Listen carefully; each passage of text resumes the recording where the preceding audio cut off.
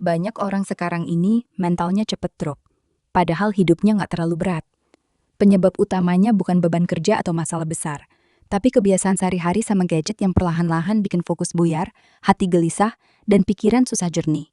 Penelitian di bidang otak menunjukkan, kalau kita terus-terusan kena notifikasi, dalam hitungan minggu saja, kemampuan fokus bisa turun lebih dari 20%. Otak jadi gampang resah, gampang terpancing emosi, dan susah tahan tekanan. Makanya banyak yang merasa capek banget di kepala padahal hari itu biasa aja. Coba bayangin, bangun tidur masih seger. Buka HP bentar, langsung moodnya ambiar.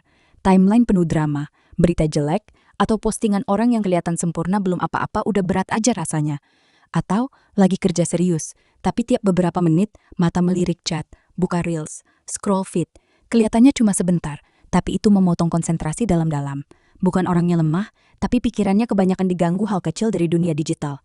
Berikut beberapa kebiasaan digital yang paling sering bikin mental lelet-lelet ambruk, plus cara mengatasinya yang realistis. 1. Notifikasi yang nggak pernah berhenti. Otak kita nggak didesain buat diganggu terus-menerus.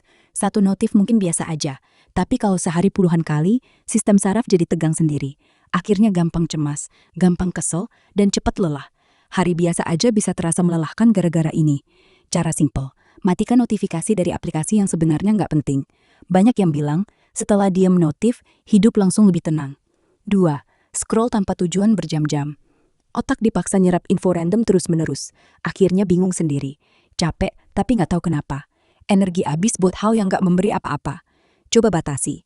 10-15 menit aja dan harus ada tujuannya. Lama-lama, otak belajar bedain mana hiburan, mana pelarian. 3. Sering bandingin diri di medsos. Lihat orang lain pamer kehidupan terbaiknya terus. Lama-lama, kita merasa kurang sendiri. Padahal itu cuma highlight reel, bukan realita. Hari yang seharusnya oke, jadi berat gara-gara perbandingan. Solusinya, unfollow akun yang bikin insecure. Follow yang lebih realistis dan manusiawi.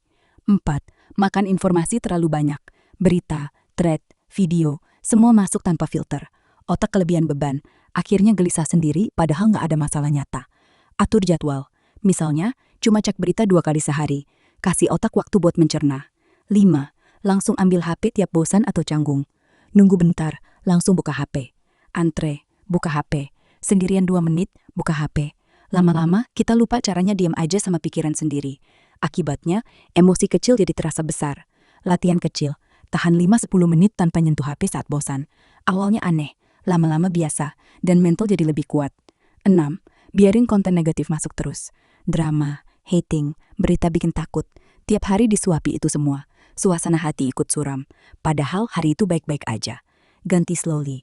Tambah konten yang netral atau positif. Kurangi yang selalu bikin hati panas. 7. Nggak pernah kasih jeda dari layar.